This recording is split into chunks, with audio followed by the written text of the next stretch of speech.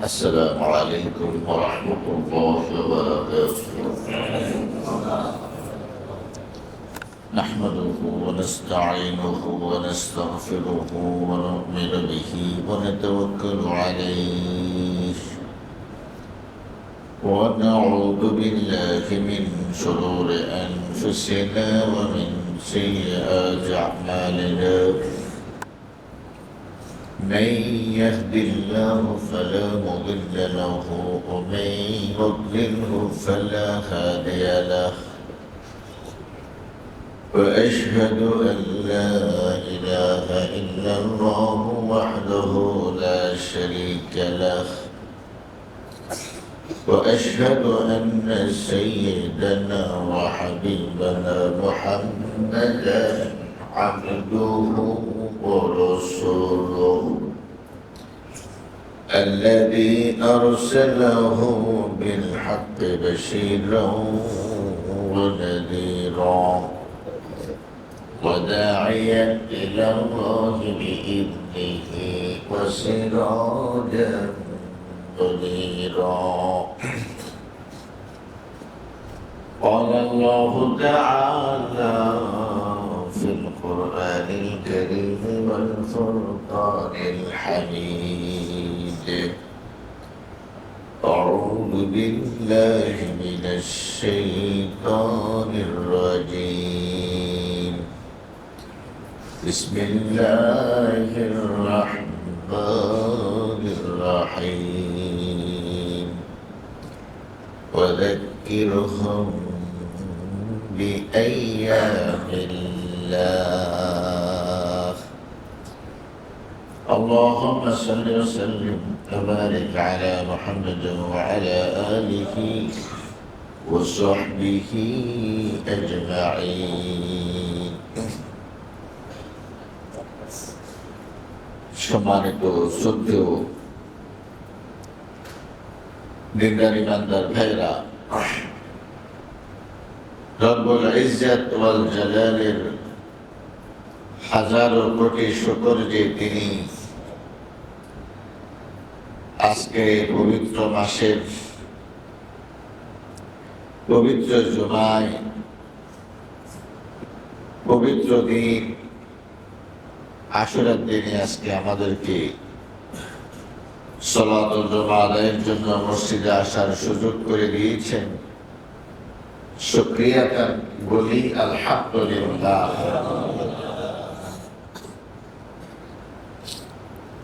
সম্মানিত প্রিয় উপস্থিতি, আজকে হলো আশুরা। আশারুন মানে হলো 10, আশুরা মানে হলো 10।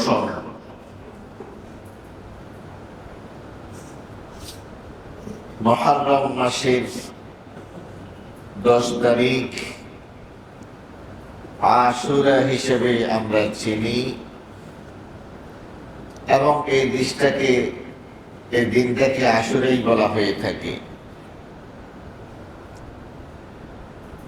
আশুরার সাথে সম্পৃক্ত অনেকগুলো বিষয়ের কথা গত জুমায় আমি আপনাদেরকে আলোচনা করেছিলাম। ইমাম বাইহাকি রহমতুল্লাহ আলাইহি তিনি একটি হাদিস বর্ণনা করেছেন আবু হুরায়রা রাদিয়াল্লাহু তাআলা আনহু থেকে, যে আন্না রাসূলুল্লাহ সাল্লাল্লাহু আলাইহি ওয়াসাল্লাম قال, আল্লাহ রাসূল সাল্লাল্লাহু আলাইহি ওয়াসাল্লাম বলেছেন, যদিও হাদিসের সনদের মধ্যে কোন কোন মুহাদ্দিস বলেছেন দুর্বলতা আছে, মান আওসা আলা আয়ালিহি ওয়া আহলিহি ইয়াওমা আশুরা, যারা আশুরার দিনে পরিবারের সদস্য পরিবার বর্গ এদের জন্য ভালো ভালো খাবারের আয়োজন করে, একটু অন্য দিনের তুলনায় একটু বেশি আয়োজন করে, আওসা আল্লাহু আলাইহি সাইরা সানাতিহি, আল্লাহ তাআলা সারা বছর তাদের পরিবারের মধ্যে এরকম বরকতকে তিনি প্রশস্ত করে দেবেন। এইভাবে একটা হাদিস রয়েছে। তার মানে আমরা যারা আশুরার দিনে রোজা রাখি, বাসায় তো অনেক বড়রা আছে, ছোটরা আছে, যারা হয়তো সিয়াম পালন করবে না, অন্যদের তুলনায় ওই দিন তাদের জন্য একটু বেশি বা ভালো খাবারের ব্যবস্থা করা। হাদিসের সনদটা দুর্বল হলেও কেউ কেউ বলেছেন যে এটা আমরা পরীক্ষা করেছি, আমরা সারা বছর এর বরকত পেয়েছি, এই মর্মের কথাও আছে। তো আমরা গত জুমায় আলোচনা করেছিলাম যে আশুরা দিবসে মৌলিক তাৎপর্য হলো এই দিনটা আমাদেরকে শক্তি যোগায় মানসিকভাবে। এই দিন আমাদেরকে শিখায় ওয়ালা তাহিনু ওয়ালা তাহজানু ওয়া আনতুমুল আ'লাউনা ইন কুনতুম মুমিনিন। তোমরা ভেঙে পড়ো না, তোমরা চিন্তিত হইও না, তোমরাই বিজয়ী, তোমরাই উপরে থাকবে যদি তোমরা ঈমানের গুণে গুণান্বিত হও। যদি তোমরা ঈমানের গুণে গুণান্বিত হও। কথা আছে, শেষ ভালো যার সব ভালো তার। আল্লাহ তাআলা মুমিনদের ফিনিশিং এটাকে উত্তম করেন, এটাকে ভালো করেন। এটাকে কি করেন? ইন্নামাল আমালু বিল খাওয়াতিম। নিশ্চয়ই আমলের ফলাফল নির্ভর করে ফিনিশিংটা কি হলো সেটার উপরে। হাদিসে আসছে কোন কোন মানুষ জান্নাতের কাজ করে, নামাজ, রোজা, ইশরাক, তাহাজ্জুদ, জিকির, আজকার, দান দক্ষিণা, মানে তার সমস্ত আমল প্রমাণ করে যে এই লোকটা জান্নাতের দিকেই যাচ্ছে। কিন্তু আল্লাহ তাআলা জানেন যে এই লোকটা হলো জাহান্নামী, এই লোকটা হলো জাহান্নামী। এবং হাদিসের মধ্যে আসছে তার মাঝে আর জান্নাতের মাঝে 1 বিগত বাকি, আর 1 বিগত সামনে গেলেই সে জান্নাতে যাবে। কিন্তু আল্লাহ তাআলা জানেন এই লোকটা জাহান্নামী। সেই জন্য কারো সৎকর্ম দেখে আমরা এই কথা বলতে পারবো না যে এই লোক নিশ্চিত জান্নাতি, কারণ এটা বলার দায়িত্ব হলো আল্লাহ। আমরাই যদি কাউকে সার্টিফিকেট দিয়ে দিই তাহলে বিচার দিবসের মালিক আল্লাহ তাআলার জন্য আর কি থাকলো? এই জন্য হাদিসে আসছে এই লোকটা মৃত্যুর আগে তার অন্তরের মধ্যে পরিবর্তন আসবে এবং তার মৃত্যুটা এই অবস্থায় হবে সে জাহান্নামের কোনো কাজ করতেছে।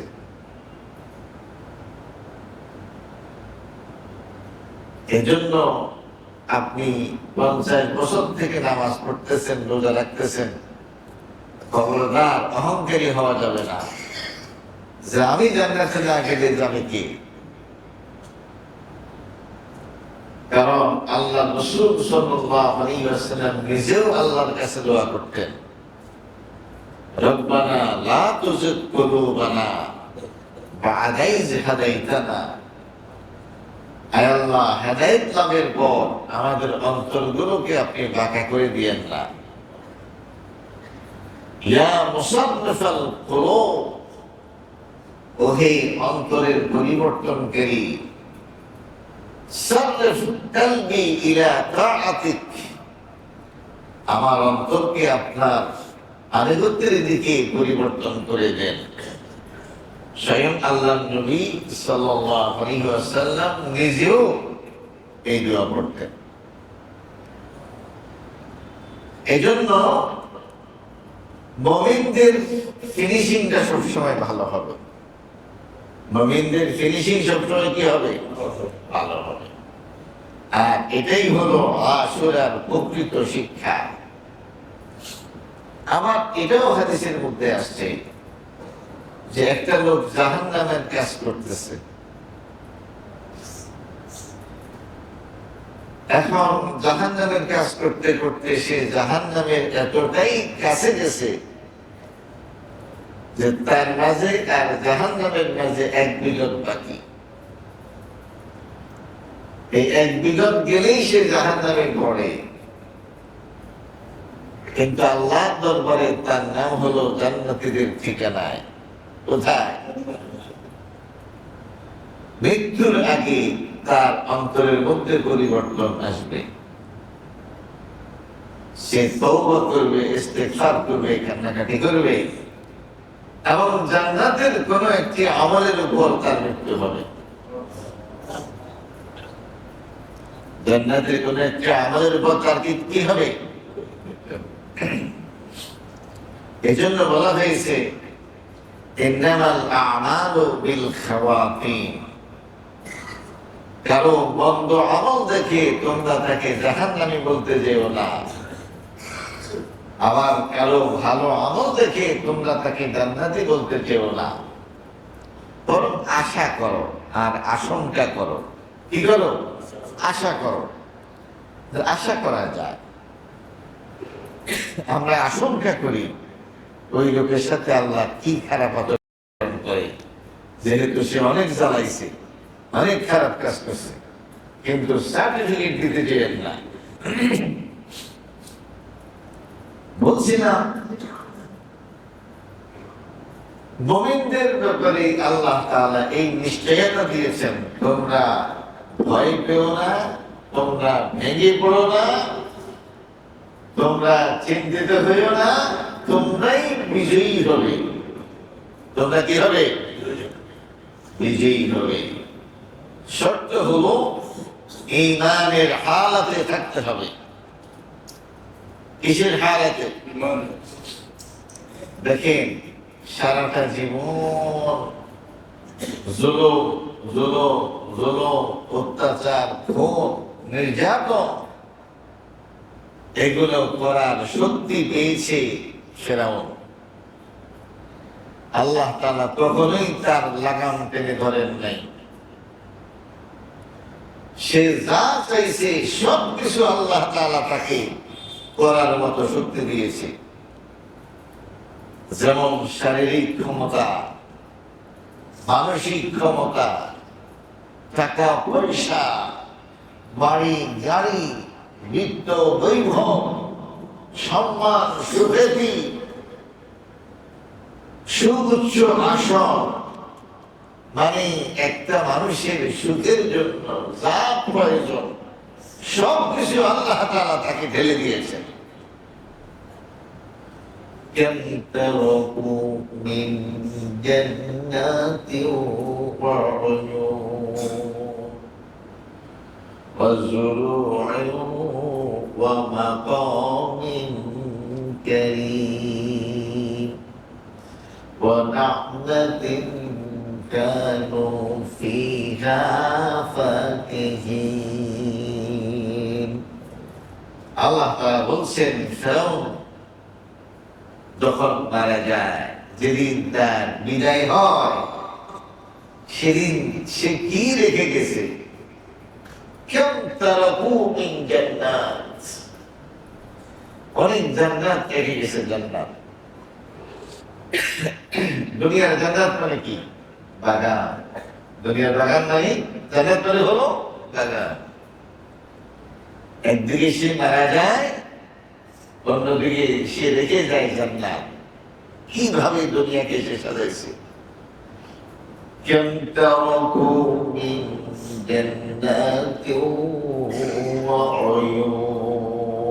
ঝর্ণা, কৃত্রিম ঝর্ণা, প্রাকৃতিক ঝর্ণা, এত সুন্দর করে সে তার দেশকে সাজাইছে।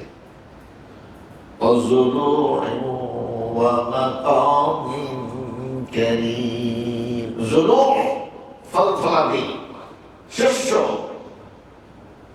মানে জল দেখে ধন দেয়, একটা কথা আছে না? মানে খাদ্য শস্যের কোনো ঘাটতি ছিল না। এইভাবে আল্লাহ তাআলা তাকে শুধু দিয়েছেন আর দিয়েছেন, কখনোই তার রশিদ তিনি ধরেন নাই। মাকামিন কারীম, মাকাম মানে হলো পজিশন, মহিমান্বিত সুউচ্চ পজিশন আল্লাহ তাআলা তাকে দান করেছেন। ওয়া নি'মাতিন কানু ফিহা ফাকিহিন, আল্লাহ বলছেন আরো কত নিয়ামত, আরো কত শত নিয়ামত আমি তাকে দান করেছি, যার মধ্যে সে ডুবি ছিল, যার মধ্যে সে সাঁতরাইত। এরকম হাজারো নিয়ামত দিয়ে আল্লাহ তাআলা তাকে ভরে দিয়েছেন। আর বিপরীতে ঈমানদার, আল্লাহওয়ালা, আল্লাহর সৈনিক মূসা আলাইহিস সালাতু ওয়াস সালাম এবং তার অনুসারীদের অবস্থা, ইন্না লিল্লাহি ওয়া ইন্না ইলাইহি রাজিউন। শুধু খুনের উপরে, শুধু নির্যাতনের উপরে তাদেরকে চাকর বাকর বানিয়ে সে রেখেছিল। অবশেষে মূসা আলাইহিস সালাতু ওয়াস সালামের জাতি হযরত মূসাকে এসে বলল, মূসা, আরো আল্লাহ তাআলা তোমাদের দুজনকে নবী করে পাঠিয়েছেন।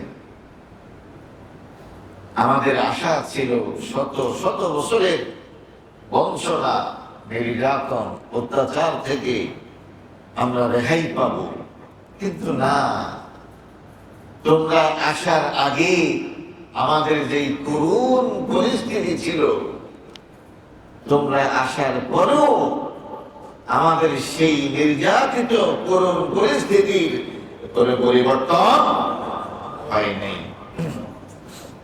সুবহানাল্লাহিল আযীম ওয়া বিহামদিহি। তাহলে কষ্ট আর কষ্ট আর কষ্ট, হ্যাঁ, নির্যাতিত হওয়া, নির্যাতিত হওয়া, মজলুম হওয়া, খুন হওয়া, বালা মুসিবতের মধ্য দিয়ে জীবন অতিবাহিত হওয়া, এইভাবে চলছে মূসা আলাইহিস সালাতু ওয়াস সালাম এবং তার অনুসারীদের জীবন।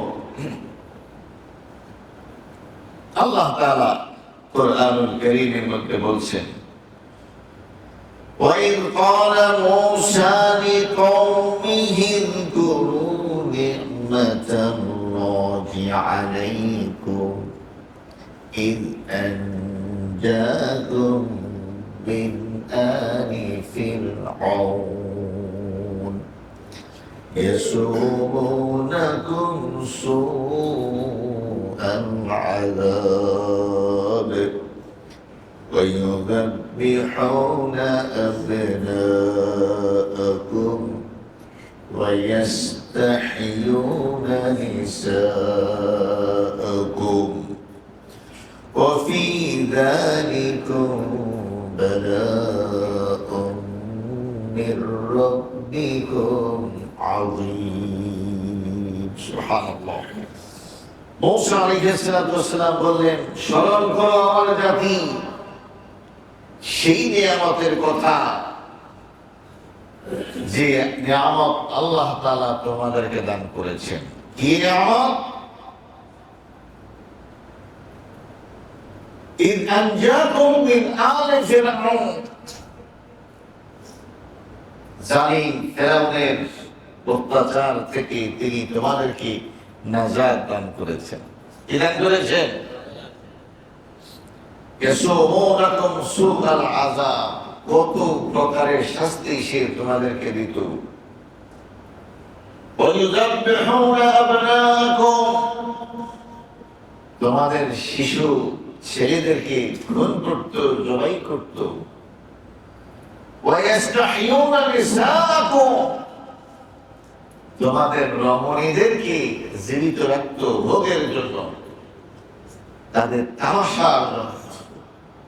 আল্লাহ বলতেছেন ফি যালিকুম বালাউম মির রাব্বিকুম আযীম, তোমার রবের পক্ষ থেকে এটা কত বড় বালা, কত বড় মুসিবত।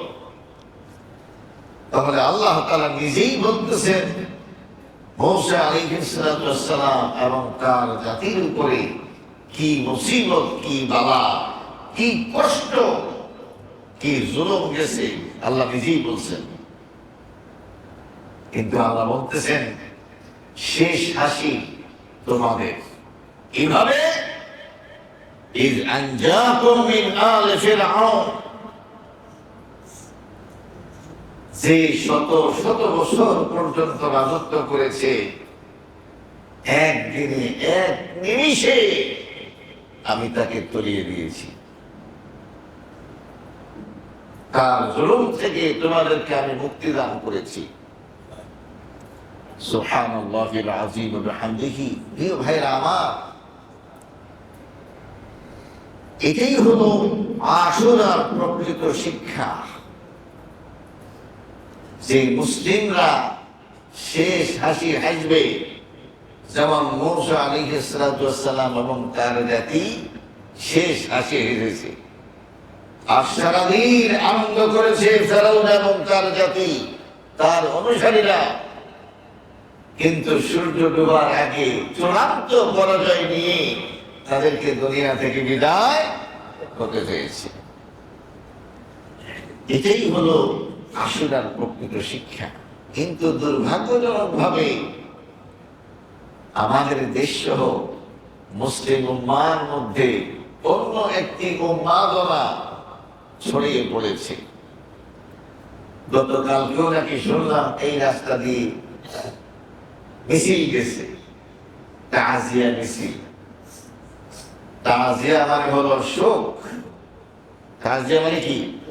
শোক। খেয়াল করবেন, শোক কিন্তু 3 দিনের বেশি থাকে না। হযরত আলী রাদিয়াল্লাহু তাআলা আনহুর ভাই জাফর বিন আবু তালিব যখন মুতার যুদ্ধে শাহাদাত বরণ করেছেন, আল্লাহ রাসূল সাল্লাল্লাহু আলাইহি ওয়াসাল্লাম বলছেন 3 দিন পর্যন্ত তাদের বাসায় তোমরা খাবার দাও, কারণ তারা শোকাহত। 3 দিন পর্যন্ত মানসিক অবস্থা খারাপ থাকবে। এরপরে আল্লাহ তাআলা নিজ দায়িত্বে মানুষের অন্তর থেকে এই ব্যথা তিনি আস্তে আস্তে দূর করে দেন। সুতরাং ইমাম হুসাইন রাদিয়াল্লাহু তাআলা আনহু শাহাদাত বরণ করেছেন শত সহস্র বছর আগে। আর সেই জন্য আপনি এত বছর পরে এসে তার শোক দিবস পালন করবেন, এতে আশুরার যে প্রকৃত শিক্ষা, সেই শিক্ষা কিন্তু হারিয়ে যায়। কথা বুঝে আসছে? এই কেন্দ্রিক যে একটা হাদিস আমি আপনাদের সামনে তুলে ধরার চেষ্টা করছি। রাসূল করিম সাল্লাল্লাহু আলাইহি ওয়াসাল্লাম বলেছেন, আল মাইয়িতু ইউআযাবু ফি কবরিহি, মাইয়িতকে কবরে আযাব দেয়া হয়। ওই লাশকে কবরে কি করা হয়? আযাব দেয়া হয়। কেন? বিমা নিহা আলাইহি, কেন তার মৃত্যুর পরে তার পরিবারের লোকেরা তার জন্য শোক মাতম করেছে। এখন প্রশ্ন করবেন, হুজুর যারা করছে শাস্তি তারা পাবে, মৃত ব্যক্তি পাবে কেন? মৃত ব্যক্তি যদি দায়ী হয় তাহলে সে শাস্তি পাবে। দায়ী কেন? মৃত ব্যক্তি তো জানে তার সমাজে মানুষ মারা গেলে কি হয়, জানে না? জানে। সে যদি তার পরিবারের সদস্যদেরকে সতর্ক না করে, যদি না বলে খবরদার আল্লাহ আমাকে দুনিয়াতে পাঠিয়েছেন, আল্লাহর নির্দেশে আমাকে উঠে দিতে হবে, আমার মৃত্যুর পরে আমার ঘরে যাতে কোনো আওয়াজ না হয়, কোনো সাউন্ড যাতে না হয়, উচ্চ আওয়াজে যাতে কোনো কান্নাকাটি না করা হয়, এই বিষয়ে সে যদি সতর্ক না করে যায় জানার পরেও, তাহলে ওই মাইয়্যিতকে কবরে শাস্তি দেওয়া হবে। আরবের এক সময় প্রচলন ছিল, কেউ মারা গেলে তার বাড়িতে ভাড়াটিয়া নেকি কান্না করলে ওয়ালি মহিলাদেরকে ভাড়া করে আনত।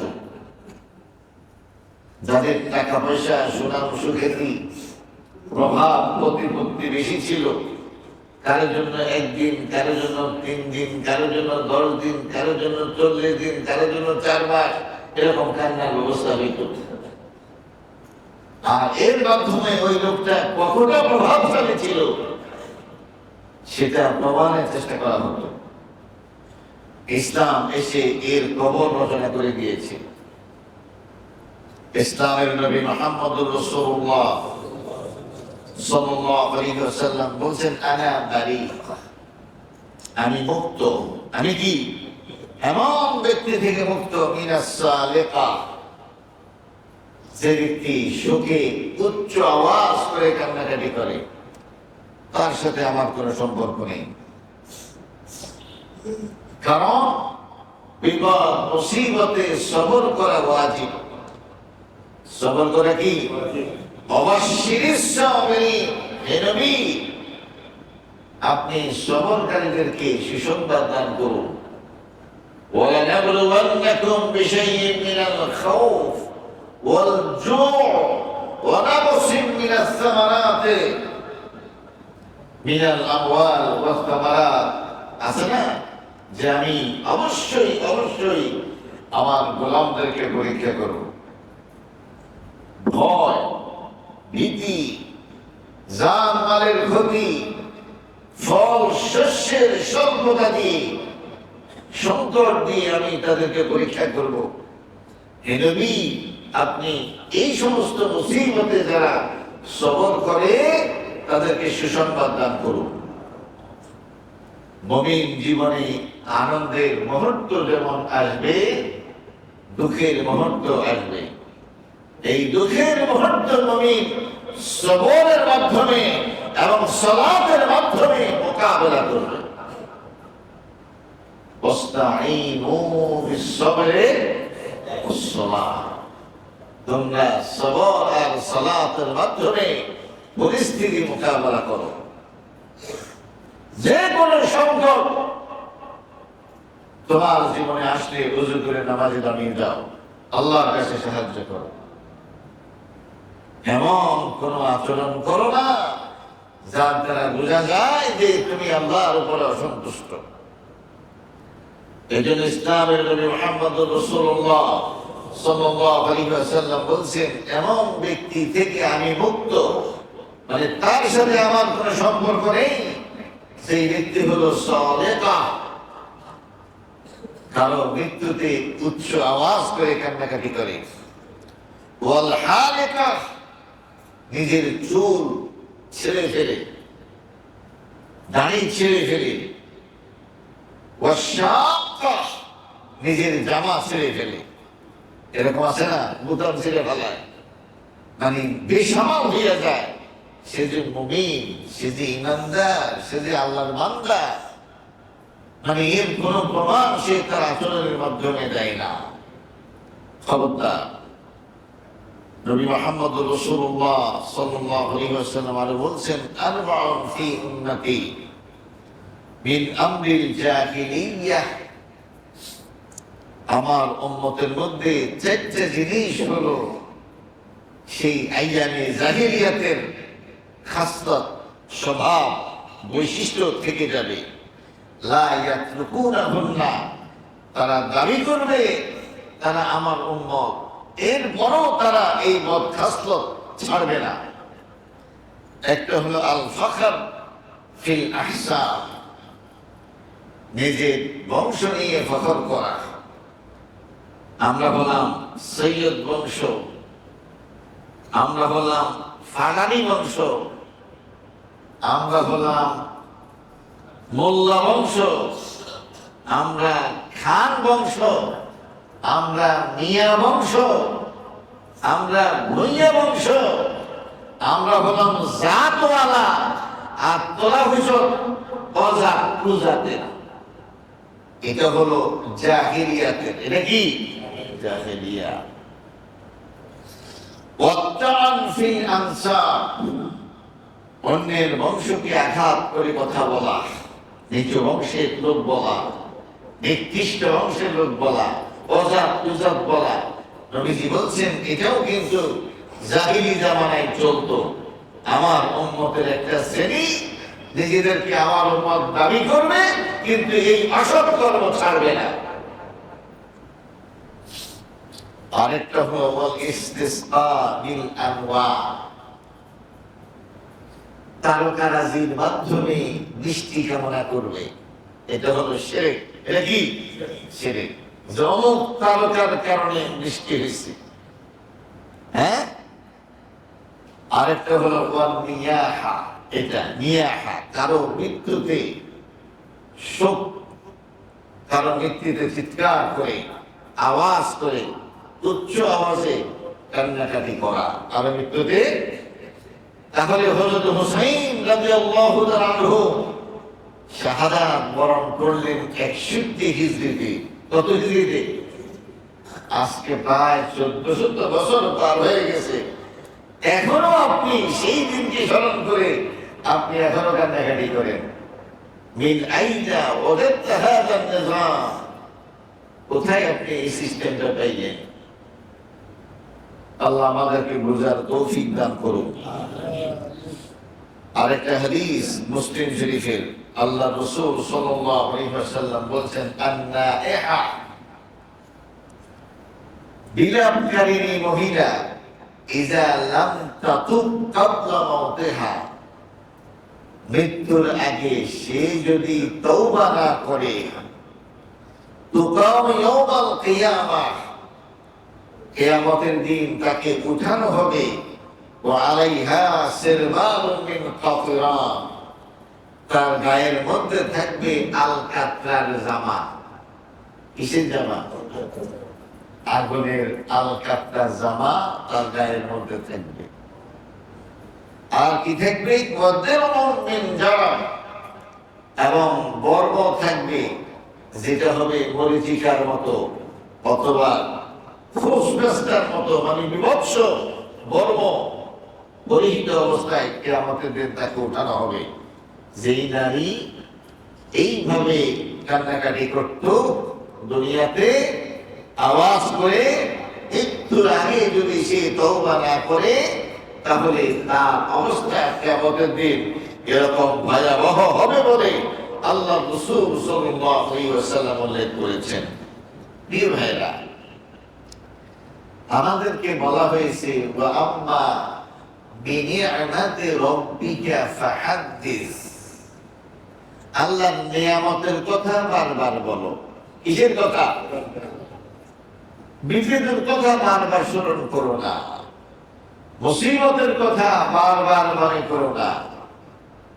ওয়া আম্মা বিনিআমাতি রাব্বিকা ফাহাদ্দিস, আল্লাহর নিয়ামতের কথা প্রকাশ করো। ওয়া যাক্কিরহুম বিআইয়ামিল্লাহ, মানুষদেরকে ওই দিনের কথাগুলো বলো যেই সমস্ত দিনে আল্লাহ তাআলা আমাদেরকে সাহায্য করেছেন, নিয়ামত দান করেছেন। আশুরার দিন হলো নিয়ামতের দিন। কিসের দিন? নিয়ামতের দিন। কি নিয়ামত? আমাদের পূর্বপুরুষ ইমানদার যারা ছিলেন, বনি ইসরাইলের মজলুম ঈমানদার যারা ছিলেন, আশুরার দিনে আল্লাহ তাআলা আন্তর্জাতিক খ্যাতি সম্পন্ন জালিম ফেরাউন এবং তার অনুসারীদের থেকে আমাদের মুসলিম ঈমানদার ভাই বোনদেরকে নাজাত দান করেছেন। এটা হলো আল্লাহর পক্ষ থেকে নিয়ামত। কি বলেন ঠিক না? সেই নিয়ামত আদায় করেছেন, শুকরিয়া আদায় করেছেন মূসা আলাইহিস সালাম। সেই নিয়ামতের শুকরিয়া আদায় করেছেন নবী মুহাম্মদুর রাসূলুল্লাহ সাল্লাল্লাহু আলাইহি ওয়াসাল্লাম। সেই নিয়ামতের শুকরিয়া আদায় করেছেন হযরতে হুসাইন রাদিয়াল্লাহু আনহু। তিনিও তার জীবদ্দশায় আশুরা পালন করেছেন, সিয়াম পালন করে আল্লাহ শুকরিয়া আদায় করেছেন যে আমাদের পূর্বের নবী মূসা আলাইহিস সালাম এবং তার অনুসারী ইমানদারদেরকে আল্লাহ তাআলা ফেরাউনের জুলুম থেকে মুক্তি দান করেছেন। সেই জন্য হযরতে হুসাইন রাদিয়াল্লাহু আনহু আল্লাহর নিয়ামত আদায় করতে গিয়ে শুকরিয়া আদায় করেছেন। সেই ধারাবাহিকতায় আমরাও আশুরার দিনে রোজা রাখি। আল্লাহ শুকরিয়া আদায় করো তো। ইহুদিদের ষড়যন্ত্রে এবং শিয়াদের ইতিহাস বিকৃতির কারণে দুর্ভাগ্যজনক ভাবে এই আশুরার আনন্দের দিন, এই বিজয়ের দিন, এই নিয়ামত প্রাপ্তির দিন আজকে শোক দিবসে পরিণত হয়েছে। আল্লাহ তাআলা আমাদেরকে বুঝার তৌফিক দান করুন। দেখুন, নিঃসন্দেহে হুসাইন রাদিয়াল্লাহু আনহুর শাহাদাত অত্যন্ত নির্মম একটি শাহাদাত, কোনো সন্দেহ নেই। এবং তিনি মুসলিম ইতিহাসে শ্রেষ্ঠ শহীদদের অন্তর্ভুক্ত, তাতেও কোনো সন্দেহ নেই। একটু খেয়াল করবেন, তার আগেও মুসলিম উম্মার মধ্যে অনেকে শহীদ হয়েছেন।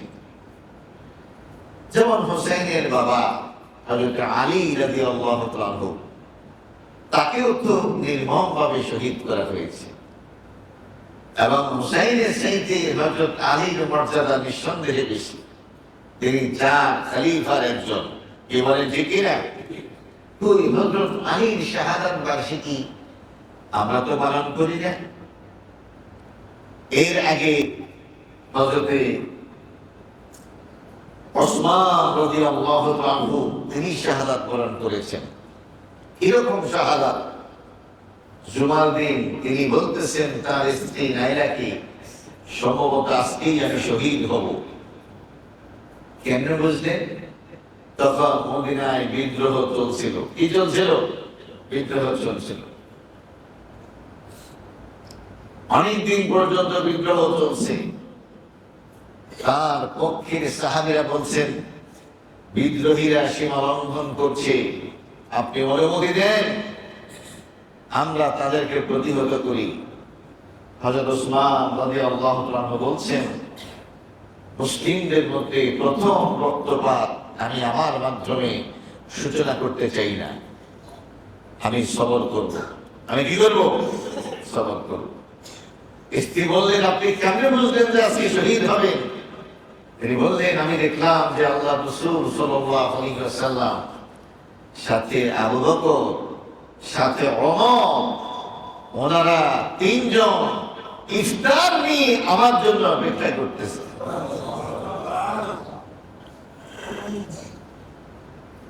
তিনি রোজা অবস্থায় ওযু গোসল করে কোরআন তেলাওয়াত করতেছিলেন। এই অবস্থায় হযরত আবু বকরের ছেলে ভিতরে প্রবেশ করলেন, তার দাড়ি ধরে আঘাত করলেন। তিনি বললেন ভাতিজা, তোমার বাবা যদি এই পরিস্থিতি দেখত নিঃসন্দেহে তিনি লজ্জিত হতেন। তখন তিনি সরে গেলেন। আরেকজন এসে তাকে আঘাত করলো। তার স্ত্রী নাইলা সেটা প্রতিহত করার চেষ্টা করলেন, তার আঙ্গুল ছিটকে ধরে দিয়ে পড়লো। হযরত ওসমানের রক্তের চিহ্ন, রক্ত গিয়ে পড়লো ওই পৃষ্ঠার উপরে। যেখানে লেখা ছিল ফাসায়াকফিকাহুমুল্লাহ ওয়া হুয়াস সামিউল আলিম, তোমার জন্য আল্লাহই যথেষ্ট, তিনি সর্বশ্রোতা এবং সর্বদ্রষ্টা, তিনি সবকিছু জানেন। সেই উসমান রাদিয়াল্লাহু আনহু তিনিও তো শহীদ হয়েছেন। আজকে আমরা হুসাইনের শাহাদাত বার্ষিকী পালন করি, কিন্তু উসমানের শাহাদাত বার্ষিকী পালন করলাম না। এরও আগে শহীদ হয়েছেন হযরতে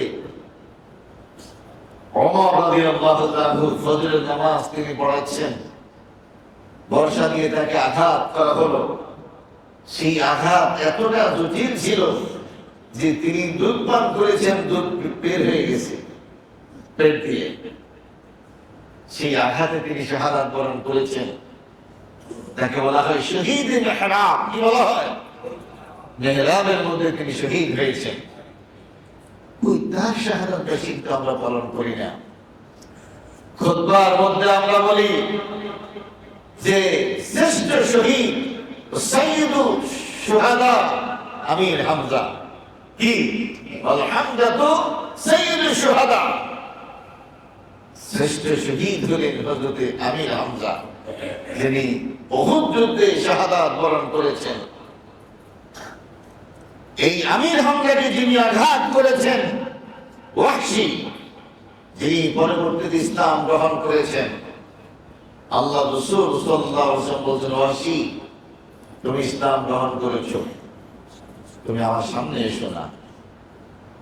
তুমি আমার সামনে আসো, আমার চাচার নির্মম শাহাদাতের কথা আমার সামনে আসে।